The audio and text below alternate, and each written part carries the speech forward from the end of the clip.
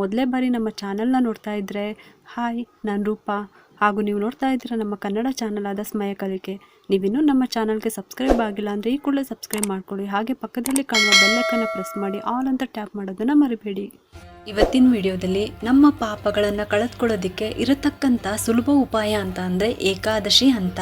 ಹಾಗೆ ಪ್ರತಿ ಏಕಾದಶಿಯನ್ನು ಆಚರಣೆ ನಾವು ಮಾಡಲೇಬೇಕು. ಈ ಒಂದು ವೈಕುಂಠ ಏಕಾದಶಿ ಅಂತಲೇ ಅಲ್ಲ, ಪ್ರತಿಯೊಂದು ಏಕಾದಶಿನೂ ನಮಗೆ ಅಷ್ಟೇ ಮುಖ್ಯವಾದದ್ದು. ಇದೇ ಮಂಗಳವಾರ 30ನೇ ತಾರೀಕು ಅಂದರೆ ನಾಳೆ ಧನುರ್ಮಾಸದಲ್ಲಿ ಇರುವಂಥ ವೈಕುಂಠ ಏಕಾದಶಿಯನ್ನು ಆಚರಣೆ ಮಾಡ್ತಾ ಇದ್ದೀವಿ. ಈ ದಿನನ ನಾವು ಪುತ್ರದ ಏಕಾದಶಿ, ಮುಕ್ಕೋಟಿ ಏಕಾದಶಿ, ಮೋಕ್ಷದ ಏಕಾದಶಿ ಅಂತಲೂ ಕೂಡ ಕರಿತೀವಿ. ನಮಗೆ ಪ್ರತಿ ಮಾಸದಲ್ಲೂ 2 ಏಕಾದಶಿ ಬರುತ್ತೆ. ಒಂದೊಂದು ಏಕಾದಶಿಗೂ ಒಂದೊಂದು ಹೆಸರುಗಳಿರುತ್ತೆ. ಹಾಗೆ ಈ ಒಂದು ಪುಷ್ಯ ಮಾಸದ ಶುಕ್ಲ ಪಕ್ಷದ ಏಕಾದಶಿಗೆ ನಾವು ವೈಕುಂಠ ಏಕಾದಶಿ ಅಥವಾ ಪುತ್ರದ ಏಕಾದಶಿ ಅಂತಲೂ ಕೂಡ ಕರಿತೀವಿ. ಈ ಒಂದು ಪುಷ್ಯ ಮಾಸದ ಶುಕ್ಲ ಪಕ್ಷದ ಏಕಾದಶಿಗೆ ಪುತ್ರದ ಏಕಾದಶಿ ಅಂತ ಹೆಸರಿದೆ. ನಾವು ಯಾಕೆ ಪುತ್ರದ ಏಕಾದಶಿ ಅಂತ ಕರಿತೀವಿ ಅಂತ ತಿಳ್ಕೊಳ್ಳೋಣ. ಭಗವಂತನ ಅನುಗ್ರಹಕ್ಕಾಗಿ ಹಾಗೂ ಪಾಪ ಕರ್ಮಗಳ ಪರಿಹಾರಕ್ಕಾಗಿ ನಾವು ಏಕಾದಶಿ ವ್ರತವನ್ನು ಆಚರಣೆಯನ್ನು ಮಾಡಲೇಬೇಕು. ನಮ್ಮ ಪಾಪಗಳನ್ನು ಕಳೆದುಕೊಳ್ಳೋದಕ್ಕೆ ಇರತಕ್ಕಂಥ ಸುಲಭ ಉಪಾಯ ಅಂತ ಅಂದರೆ ಅದು ಏಕಾದಶಿ ವ್ರತ. ಹಾಗೆ ಪ್ರತಿ ಏಕಾದಶಿಯನ್ನು ನಾವು ಆಚರಣೆ ಮಾಡಲೇಬೇಕು. ಈ ಒಂದು ವೈಕುಂಠ ಏಕಾದಶಿ ಅಂತಲೇ ಅಲ್ಲ, ಪ್ರತಿಯೊಂದು ಏಕಾದಶಿನೂ ನಮಗೆ ಅಷ್ಟೇ ಮುಖ್ಯವಾದದ್ದು, ಅಷ್ಟೇ ವಿಶೇಷತೆಯನ್ನು ಪಡೆದುಕೊಂಡಿದೆ, ಅಷ್ಟೇ ಪ್ರಾಮುಖ್ಯತೆ ಇದೆ. ಹಂಗಾಗಿ ಈ ಒಂದು ಪುತ್ರದ ಏಕಾದಶಿಯನ್ನು ಯಾಕೆ ಆಚರಣೆಯನ್ನು ಮಾಡಬೇಕು, ಇದರ ಕಥೆ ಏನು? ಪುತ್ರದ ಅಂದಾಗಲೇ ನಿಮಗೆ ಗೊತ್ತಾಗಿರುತ್ತೆ, ಮಕ್ಕಳನ್ನು, ಸಂತಾನವನ್ನು ಕೊಡತಕ್ಕಂಥ ಏಕಾದಶಿ ಅಥವಾ ಮುಖ್ಯವಾಗಿ ಪುತ್ರನನ್ನು ಕರುಣಿಸುವಂಥ ಏಕಾದಶಿ. ಅದಕ್ಕೋಸ್ಕರ ಈ ಒಂದು ಏಕಾದಶಿಯನ್ನು ಪುತ್ರದ ಏಕಾದಶಿ ಅಂತ ಕರಿತೀವಿ. ಇನ್ನು ಈ ಏಕಾದಶಿಯ ಮಹತ್ವ ಏನು, ಕತೆ ಏನು ಅಂತ ತಿಳ್ಕೊಳ್ಳೋಣ ಇವಾಗ. ಭದ್ರಾವತಿ ಎಂಬ ಪಟ್ಟಣದಲ್ಲಿ ಒಬ್ಬ ರಾಜ ಇರ್ತಾನೆ. ಅವನಿಗೆ ಒಂದು ಕೊರತೆ ಇರುತ್ತೆ, ಮಕ್ಕಳಿಲ್ಲದ ಕೊರತೆ ಇತ್ತು. ತುಂಬನೇ ಕೊರಗ್ತಾ ಇರ್ತಾನೆ.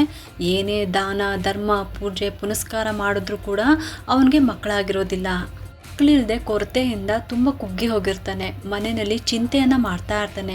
ಹಿರಿಯರು ತುಂಬ ಚಿಂತೆಯನ್ನು ಮಾಡ್ತಾ ಇರ್ತಾರೆ, ಯಾಕೆ ಇವನಿಗೆ ಮಕ್ಕಳಾಗ್ತಾ ಇಲ್ಲ ಅಂತ. ಮುಂದೆ ವಂಶವನ್ನು ಮುಂದುವರಿಸ್ಬೇಕಲ್ವಾ, ಆಮೇಲೆ ಆ ರಾಜನ ಸ್ಥಾನಕ್ಕೆ ಒಬ್ಬ ರಾಜಕುಮಾರ ಬೇಕು, ಮುಂದೆ ರಾಜ್ಯವನ್ನು ನೋಡ್ಕೋಬೇಕು, ಹೇಗೆ ಅನ್ನುವಂಥ ಚಿಂತೆ ತುಂಬ ಅವ್ರಿಗೆ ಕಾಡ್ತಾ ಇರುತ್ತೆ.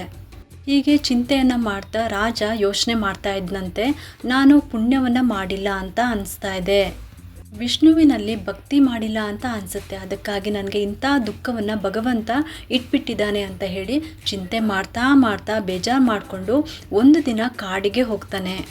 ಅಲ್ಲಿ ಒಬ್ಬ ಋಷಿಯ ಆಶ್ರಮ ಅವನಿಗೆ ಸಿಗುತ್ತೆ. ಆ ಆಶ್ರಮಕ್ಕೆ ಹೋಗ್ಬಿಟ್ಟು ಅಲ್ಲಿ ಋಷಿಗಳಿಗೆ ನಮಸ್ಕಾರವನ್ನು ಮಾಡ್ತಾನಂತೆ. ಆ ಋಷಿಗಳನ್ನು ಕೇಳ್ತಾನಂತೆ, ನೀವು ಯಾವ ಋಷಿ ಏನು ಅಂತ. ಆಗ ಅವರು ಹೇಳ್ತಾರಂತೆ, ನಾವು ಋಷಿಗಳಲ್ಲ, ವಿಶ್ವೇ ದೇವತೆಗಳು ಅಂತ ಹೇಳ್ತಾರಂತೆ. ವಿಶ್ವೇ ದೇವತೆಗಳು ಅಂತ ಅಂದರೆ ದೇವತೆಗಳ ಒಂದು ಗುಂಪು. ಮತ್ತು ಇವರು ಯಾಕೆ ಕಾಡಿಗೆ ಬಂದಿದ್ದು ಅಂತ ಅಂದರೆ ಸ್ನಾನಕ್ಕಾಗಿ ಬಂದಿರ್ತಾರೆ. ಆ ಸರೋವರದಲ್ಲಿ ಸ್ನಾನ ಮಾಡಬೇಕು ಅಂತ ಬಂದಿರ್ತಾರೆ. ಸದ್ಯದಲ್ಲಿ ಮಾಘ ಸ್ನಾನವನ್ನು ಮಾಡಲಿಕ್ಕಾಗಿ ಇನ್ನು ಒಂದು 5 ದಿನ ಬಾಕಿ ಇದೆ ಮಾಘ ಸ್ನಾನಕ್ಕಾಗಿ. ಹಂಗಾಗಿ ನಾವು ಇಲ್ಲಿ ಬಂದಿದ್ದೀವಿ ಅಂತ ಹೇಳ್ತಾರಂತೆ. ಮಾಘ ಸ್ನಾನ ಹುಣ್ಣಿಮೆಯಿಂದ ಪ್ರಾರಂಭ ಆಗುತ್ತೆ. ಪುಷ್ಯ ಮಾಸದ ಹುಣ್ಣಿಮೆಯಿಂದ ಮಾಘ ಮಾಸದ ಶುಕ್ಲ ಪಕ್ಷದ ಹುಣ್ಣಿಮೆ ತನಕ 1 ತಿಂಗಳವರೆಗೂ ಮಾಘ ಸ್ನಾನವನ್ನು ಮಾಡಬೇಕು. ಹಾಗೆ ಅವರು ಮಾಘ ಸ್ನಾನಕ್ಕಾಗಿ ವಿಶ್ವೇ ದೇವತೆಗಳು ಅಲ್ಲಿ ಬಂದಿರ್ತಾರೆ. ಈ ಒಂದು ಮಾಘ ಸ್ನಾನವನ್ನು ಸರೋವರಗಳಲ್ಲಿ ನದಿಗಳಲ್ಲಿ ಮಾಡಿದ್ರೆ ತುಂಬಾ ಪುಣ್ಯ. ಅದಕ್ಕೋಸ್ಕರ ವಿಶ್ವೇ ದೇವತೆಗಳು ಕಾಡಿಗೆ ಬಂದಿರ್ತಾರೆ. ಆಗ ಅವರು ಕೇಳ್ತಾರಂತೆ, ಯಾಕೆ ನೀನು ದುಃಖಿತನಾಗಿದೆಯಾ, ನಿನಗೆ ಏನು ಸಮಸ್ಯೆ ಇದೆ ಅಂತ. ವಿಶ್ವೇ ದೇವತೆಗಳು ಕೇಳಿದಾಗ ಆಗ ರಾಜ ಎಲ್ಲವನ್ನ ಹೇಳ್ತಾನಂತೆ. ಈ ರೀತಿ ನನಗೆ ಸಂತಾನ ಭಾಗ್ಯ ಇಲ್ಲ, ಪುತ್ರ ಸಂತಾನ ಇಲ್ಲ, ನನ್ನ ರಾಜ್ಯವನ್ನು ಮುಂದೆ ಯಾರು ನಡೆಸ್ಕೊಂಡು ಹೋಗ್ತಾರೆ ಅನ್ನುವಂಥ ಚಿಂತೆ ಇದೆ ನನಗೆ ಅಂತ ಹೇಳ್ತಾನಂತೆ. ತನ್ನ ನೋವನ್ನು ವಿಶ್ವೇ ದೇವತೆಗಳಿಗೆ ಹೇಳ್ಕೊಳ್ತಾನೆ. ಆಗ ಆ ದೇವತೆಗಳು ಹೇಳ್ತಾರಂತೆ, ಸದ್ಯದಲ್ಲೇ ಬರ್ತಾ ಇರುವಂಥ ಪುತ್ರದ ಏಕಾದಶಿ ವ್ರತವನ್ನು ಆಚರಣೆ ಮಾಡು, ದೇವರ ಚಿಂತನೆಯನ್ನು ಮಾಡು, ದೇವರ ಅನುಗ್ರಹವನ್ನು ಪಡಿ ಅಂತ ಹೇಳಿಬಿಟ್ಟು ರಾಜನಿಗೆ ದೇವತೆಗಳು ತಿಳಿಸ್ಕೊಡ್ತಾರೆ. ನೀನು ಶ್ರದ್ಧಾ ಭಕ್ತಿಯಿಂದ ಉಪವಾಸ ಆಚರಣೆ ಮಾಡು, ಜಾಗರಣೆಯನ್ನ ಮಾಡು, ಪುತ್ರದ ಏಕಾದಶಿಯನ್ನ ಆಚರಣೆ ಮಾಡಿದ್ರೆ ನಿನ್ಗೆ ಮಕ್ಕಳಾಗತ್ತೆ ಅಂತ ಹೇಳ್ಬಿಟ್ಟು ಅವರು ಆಶೀರ್ವಾದವನ್ನ ಮಾಡ್ತಾರೆ. ದೇವತೆಗಳ ಸನ್ನಿಧಾನದಲ್ಲಿಯೇ ಅವನು ಪುತ್ರದ ಏಕಾದಶಿ ಆಚರಣೆಯನ್ನ ಮಾಡ್ತಾನೆ. ನಂತರ ತನ್ನ ರಾಜ್ಯಕ್ಕೆ ಹಿಂತಿರುಗಿ ಬರ್ತಾನಂತೆ. ಅದರ ಫಲವಾಗಿ ಅವನು ಮಾಡಿದ ಏಕಾದಶಿ ಫಲದಿಂದ, ದೇವತೆಗಳ ಅನುಗ್ರಹದಿಂದ ಅವನಿಗೆ ಒಳ್ಳೆಯ ಪುತ್ರ ಅಂದ್ರೆ ಮಗ ಹುಟ್ಟತಾನಂತೆ. ನೋಡಿ, ಮಕ್ಕಳಾಗಬೇಕು ಅಂತ ಅಂದರೆ ಉತ್ತಮವಾದಂತಹ ಒಳ್ಳೆಯ ಸಂತಾನ ಆಗಬೇಕು. ಸುಮ್ಮನೆ ಮಕ್ಕಳು ಅಂತ ಹೇಳಿ ಮಕ್ಕಳನ್ನು ಬೈಯೋದಲ್ಲ, ಆ ಭಗವಂತನಲ್ಲಿ ಬೇಡಬೇಕಂತೆ ಒಳ್ಳೆ ಸಂತಾನ, ಒಳ್ಳೆ ಮಕ್ಕಳನ್ನು ನಮಗೆ ಕೊಡು ಅಂತ. ಜ್ಞಾನ, ದೇವರಲ್ಲಿ ಭಕ್ತಿ ಇರಬೇಕು, ಇದನ್ನೆಲ್ಲ ಹೊಂದಿರುವಂಥ ಮಕ್ಕಳನ್ನು ಕೊಡು ಅಂತ ಕೇಳ್ಕೊಳ್ಬೇಕಂತೆ. ಹಾಗೆ ಒಳ್ಳೆಯ ಪುತ್ರ ಸಂತಾನ ಇವನಿಗೆ ಆಗುತ್ತೆ. ದೇವತೆಗಳ ಆಶೀರ್ವಾದ ಇರುತ್ತಲ್ವ, ಅದಕ್ಕೋಸ್ಕರ. ಹಾಗೆ ಇವನು ಮುಂದೆ ರಾಜ್ಯಭಾರವನ್ನು ಮಾಡ್ತಾನೆ ಅಂತ ಹೇಳಿ ನಾವು ಅನ್ಕೊಂತೀವಿ. ಈ ರೀತಿ ಪುರಾಣಗಳಲ್ಲಿ ನಮಗೆ ಕಥೆಯನ್ನು ನೋಡೋದಕ್ಕೆ ಸಿಗುತ್ತೆ. ಹೀಗೆ ಪುತ್ರದ ಏಕಾದಶಿ ಆಚರಣೆಯನ್ನು ಮಾಡ್ತಾರೋ ಅವ್ರಿಗೆ ಸಂತಾನ ಭಾಗ್ಯ ಲಭಿಸುತ್ತೆ ಅಂತ ಸಂತಾನಕ್ಕಾಗಿ ಕಾಯ್ತಾ ಇರೋರು ಈ ಒಂದು ಏಕಾದಶಿಯನ್ನು ತಪ್ಪದೆ ಶ್ರದ್ಧಾ ಭಕ್ತಿಯಿಂದ ಆಚರಣೆಯನ್ನು ಮಾಡಬೇಕು. ಇನ್ನು 31ನೇ ತಾರೀಕು ಬುಧವಾರ ದ್ವಾದಶಿ ಇರುತ್ತೆ. ಮುಕ್ಕೋಟಿ ದ್ವಾದಶಿ ಅಂತಲೂ ಕೂಡ ಕರಿತೀವಿ. ಹಾಗಾಗಿ ನಾವು 7 ಗಂಟೆಗೆ ಊಟವನ್ನು ಮಾಡಿದ್ರೆ ಆಗುತ್ತೆ. ಇದಿಷ್ಟು ಪುತ್ರದ ಏಕಾದಶಿಯ ಮಹತ್ವ. ಇನ್ನು ವೈಕುಂಠ ಏಕಾದಶಿ, ನಾವು ಪ್ರತಿ ಏಕಾದಶಿಯ ಮಹತ್ವವನ್ನು ತಿಳ್ಕೊಳ್ಳುವಾಗ ಅದಕ್ಕೊಂದು ಹೆಸರಿರುತ್ತೆ ಅಂತ ನಿಮಗೆ ಹೇಳ್ತಾ ಇರ್ತೀನಿ. ಇನ್ನು ಏಕಾದಶಿ ಅಂತ ನಾವು ಯಾಕೆ ಕರಿತೀವಿ ಅಂತ ಅಂದರೆ ಅದಕ್ಕೊಂದು ಇತಿಹಾಸ, ಪುರಾಣಗಳಿರುತ್ತೆ. ಇನ್ನು ವೈಕುಂಠ ಏಕಾದಶಿಯನ್ನು ಹೇಗೆ ಆಚರಣೆ ಮಾಡಬೇಕು? ಭಗವಂತ ವೈಕುಂಠ ದ್ವಾರವನ್ನು ತೆಗೆದಿರ್ತಾರಂತೆ ನಾಳೆ ದಿವಸ. ಅದನ್ನು ಉತ್ತರ ದ್ವಾರ ಅಂತ ಹೇಳ್ತೀವಿ. ಉತ್ತರ ಬಾಗಿಲಿನಿಂದ ಭಗವಂತನ ದರ್ಶನಕ್ಕಾಗಿ ನಮಗೆ ಅವಕಾಶ ಮಾಡಿರ್ತಾರೆ. ಉತ್ತರ ದ್ವಾರದಿಂದ ಈ ದಿನ ಭಗವಂತನ ದರ್ಶನ ಮಾಡೋದ್ರಿಂದ, ವೈಕುಂಠ ದ್ವಾರದಿಂದ ನಾವು ಭಗವಂತನ ದರ್ಶನ ಮಾಡಿದಷ್ಟೇ ಪುಣ್ಯ ಬರುತ್ತೆ ಅಂತ. ಹಂಗಾಗಿ ತುಂಬಾ ಶ್ರೇಷ್ಠವಾದಂತಹ ದಿನ ಏಕಾದಶಿ ದಿನ. 24 ಏಕಾದಶಿಗಳು ಮಾಡಿದಂತಹ ಫಲ ನಿಮಗೆ ಸಿಗುತ್ತೆ ನಾಳೆ ವೈಕುಂಠ ಏಕಾದಶಿ ಆಚರಣೆ ಮಾಡೋದ್ರಿಂದ. ನೋಡಿ, 2 ವರ್ಷಗಳು ನಾವು ಏಕಾದಶಿ ಮಾಡಿದಂತಹ ಫಲ ಸಿಗುತ್ತೆ. ಇಷ್ಟೂ ದಿವಸ ಯಾರು ಏಕಾದಶಿ ಪೂಜೆಗಳನ್ನು ಮಾಡಿರೋದಿಲ್ವೋ ಅಂಥವರು ಈ ಒಂದು ಏಕಾದಶಿ ಪೂಜೆನ ಮಾಡಿದ್ರೂ ಕೂಡ ನಿಮಗೆ ಅಷ್ಟೇ ಫಲ ಸಿಗುತ್ತೆ. ಇನ್ನು ಶಾಸ್ತ್ರದ ಪ್ರಕಾರ ಪ್ರತಿ ಏಕಾದಶಿನೂ ಕೂಡ ನಾವು ಆಚರಣೆ ಮಾಡಲೇಬೇಕು, ಕಂಪಲ್ಸರಿ ಅಂತ ಹೇಳುತ್ತೆ. ಕಡ್ಡಾಯವಾಗಿ ನೀವು ಏಕಾದಶಿಯನ್ನು ಮಾಡಲೇಬೇಕು. ನೀವು ಯಾವ ವ್ರತ ನಿಯಮಗಳನ್ನು ಮಾಡದೇ ಇದ್ರೂ ಪರವಾಗಿಲ್ಲ, ಈ ಒಂದು ಏಕಾದಶಿಯನ್ನು ಮಾಡಿದ್ರೆ ಅತ್ಯಂತ ಪುಣ್ಯವನ್ನು ನಾವು ಪಡ್ಕೊಳ್ಬೋದು. ಹಾಗಾಗಿ ವೈಕುಂಠ ಏಕಾದಶಿಗೆ ಅಷ್ಟೊಂದು ಮಹತ್ವ ಇದೆ. ಇದು ಒಂದೇ ಒಂದು ನಾವು ಆಚರಣೆ ಮಾಡಲೇಬೇಕು ಅಂತ ತುಂಬ ಜನಕ್ಕೆ ತಪ್ಪು ಕಲ್ಪನೆ ಇದೆ. ಆದರೆ ಆ ಥರ ಅಂತೂ ಇಲ್ಲವೇ ಅಲ್ಲ.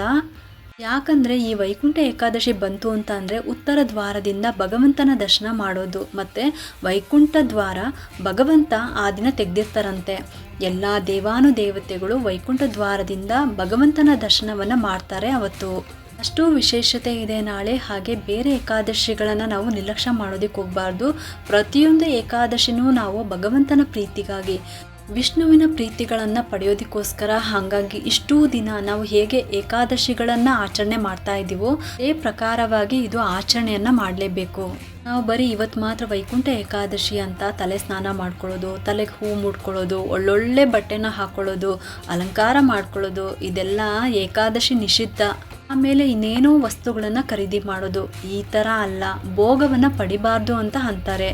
ಏಕಾದಶಿ ಅಂದ್ರೇ ಎಲ್ಲ ಏಕಾದಶಿಗೂ ಎಷ್ಟು ಮಹತ್ವ ಇದೆಯೋ ಹಾಗೆಯೇ ವೈಕುಂಠ ಏಕಾದಶಿ ಕೂಡ ಅದೇ ರೀತಿಯೇ ವಿಶೇಷ ಇರೋದು. ಆದರೆ ಭೋಗವನ್ನು ಪಡಿಬಾರ್ದು. ನಾವು ಏಕಾದಶಿ ದಿನ ತಲೆ ಸ್ನಾನ ಮಾಡುವಂಥದ್ದು, ಇನ್ನು ದಶಮಿ, ದ್ವಾದಶಿ ಈ ದಿನಗಳಲ್ಲಿ ತಲೆ ಸ್ನಾನಗಳನ್ನು ಮಾಡಬಾರ್ದು.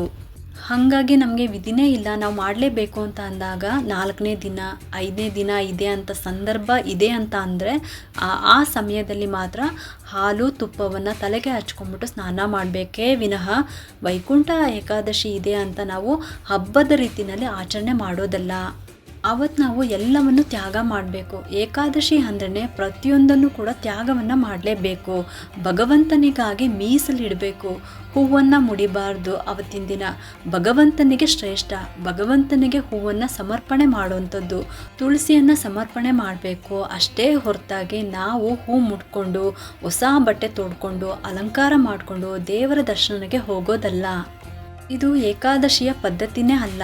ಏಕಾದಶಿ ಪದ್ಧತಿ ಏನಿದೆ ಅಂತ ಅಂದರೆ, ಭಗವಂತನಿಗಾಗಿ ಎಲ್ಲವನ್ನು ತ್ಯಾಗ ಮಾಡಬೇಕು. ಏಕಾದಶಿನಲ್ಲಿ ಹೇಗಿರಬೇಕು ಅಂತ ಅಂದರೆ, ದಾಸರು ಹೇಳ್ತಾರೆ, ತಲೆ ಬಾಚ್ಕೋಬಾರ್ದು, ಹೂವನ್ನು ಮುಡಿಬಾರ್ದು, ಅಲಂಕಾರ ಮಾಡ್ಕೊಳ್ಬಾರ್ದು, ಹೊಸ ಬಟ್ಟೆ ಧರಿಸ್ಬಾರ್ದು, ಸ್ತ್ರೀ ಸಂಘ ಮಾಡಬಾರ್ದು ಗಂಡಸರು. ಹೀಗೆ ಇನ್ನೂ ಎಷ್ಟೋ ನಿಯಮಗಳಿದೆ. ಏಕಾದಶಿ ದಿವಸ ಎಲ್ಲವನ್ನು ತ್ಯಾಗ ಮಾಡಬೇಕು.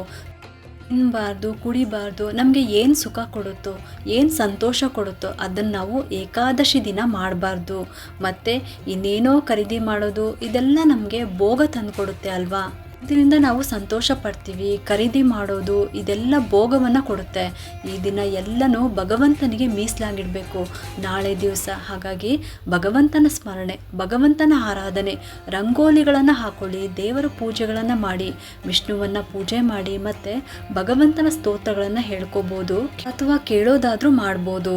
ಇದ್ರ ಜೊತೆಗೆ ಭಜನೆಗಳನ್ನು ಮಾಡೋದು, ಭಗವಂತನ ಕೀರ್ತನೆಗಳನ್ನು ಪಾರಾಯಣ ಮಾಡೋದು, ಮಂತ್ರ ಸ್ತೋತ್ರಗಳನ್ನು ಪಾರಾಯಣ ಮಾಡೋದು, ಇದೆಲ್ಲ ನಮಗೆ ಪುಣ್ಯವನ್ನು ತಂದುಕೊಡುತ್ತೆ.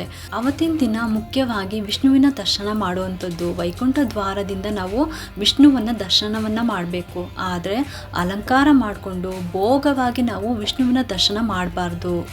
ಇನ್ನು ಈ ದಿನ ಉಪವಾಸ ಇರ್ತೀವಿ. ದೇವಸ್ಥಾನಕ್ಕೆ ಹೋದಾಗ ನಾವು ಪ್ರಸಾದನ ಕೊಡ್ತಾರೆ, ಅದನ್ನು ತಿನ್ಬಹುದಾ ಅಥವಾ ತಿನ್ನಬಾರ್ದಾ, ಅಥವಾ ಪ್ರಸಾದ ಕೊಡುವಾಗ ನಾವು ಬೇಡ ಅಂತ ಅನ್ಬೋದಾ? ಈ ಪ್ರಶ್ನೆಗೆ ಉತ್ತರ, ವೈಕುಂಠ ಏಕಾದಶಿ ದಿನ ತುಂಬ ದೇವಸ್ಥಾನದಲ್ಲಿ ಪ್ರಸಾದನ ಕೊಡ್ತಾ ಇರ್ತಾರೆ.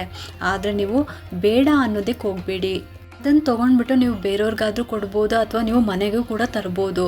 ಪ್ರಸಾದ ಕೊಡುವಂಥ ಜಾಗ ಇರುತ್ತಲ್ವ, ಆ ಜಾಗಕ್ಕೆ ನೀವು ಹೋಗಲೇಬೇಡಿ, ಹಾಗೇ ಬಂದುಬಿಡಿ. ಈ ರೀತಿ ನೀವು ಮಾಡ್ಬೋದು. ಆದರೆ ಬೇಡ ಅಂತ ಮಾತ್ರ ಹೇಳೋದಕ್ಕೆ ಹೋಗಬೇಡಿ.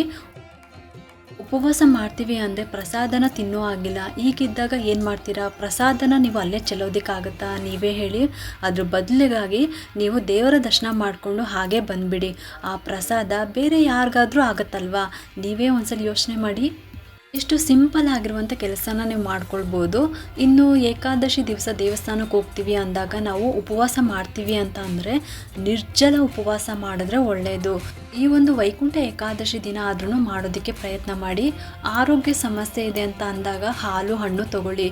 ಇನ್ನು ಪೂರ್ತಿ ನಮಗೆ ಆಗೋದೇ ಇಲ್ಲ ಅನ್ನೋರು ಸಜ್ಜಿಗೆ ಏನಾದರೂ ಮಾಡಿಕೊಂಡು ತಿನ್ಬೋದು. ಆದಷ್ಟು ಕುದಿಸಿದ ಬೇಯಿಸಿದ ಆಹಾರವನ್ನು ತಿನ್ನಬೇಡಿ.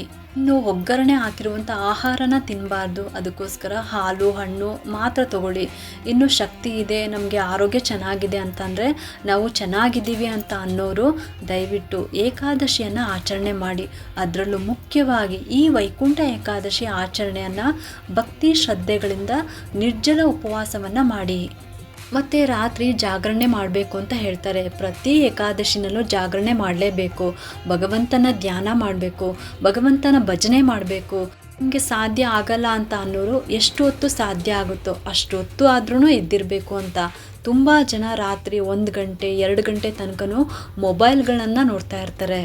ಆ ಥರ ಕಾಲವನ್ನು ಕಳೆಯೋ ಬದಲಾಗಿ ಭಗವಂತನ ಪ್ರೀತಿಗಾಗಿ ಸ್ತೋತ್ರ ಪಾರಾಯಣ ಭಜನೆ ಮಾಡೋದು, ಈ ರೀತಿ ಆದರೂ ಭಗವಂತನಿಗಾಗಿ ಆ ಸಮಯವನ್ನು ಮೀಸಲಿಟ್ರೆ ಅದರಿಂದ ನಮಗೆ ಪುಣ್ಯ ಬರುತ್ತೆ. ಹಂಗಾಗಿ ಈ ಒಂದು ವೈಕುಂಠ ಏಕಾದಶಿಯನ್ನು ವಿಷ್ಣುವಿನ ಆರಾಧನೆ, ವಿಷ್ಣುವಿನ ದರ್ಶನ, ಭಗವಂತನ ನಾಮಸ್ಮರಣೆ, ಪೂಜೆ ಅರ್ಚನೆ, ದೀಪಗಳನ್ನು ಹಚ್ಚೋದು, ಆರತಿ ಮಾಡೋದು, ಇದರಿಂದ ಅಧಿಕ ಫಲ ನಮಗೆ ಸಿಗುತ್ತೆ, ಅಧಿಕ ಪುಣ್ಯ ಸಿಗುತ್ತೆ. ಆಗಲೇ ಹೇಳ್ದಂಗೆ 24 ಏಕಾದಶಿ ಆಚರಣೆ ಮಾಡಿದಷ್ಟು ಫಲ ನಮಗೆ ಸಿಗುತ್ತೆ. ಹಾಗಾಗಿ ಎಲ್ಲರೂ ಕೂಡ ಭಕ್ತಿ ಶ್ರದ್ಧೆಯಿಂದ ಈ ಒಂದು ವೈಕುಂಠ ಏಕಾದಶಿ ಆಚರಣೆಯನ್ನು ಮಾಡ್ಕೊಳ್ಳಿ.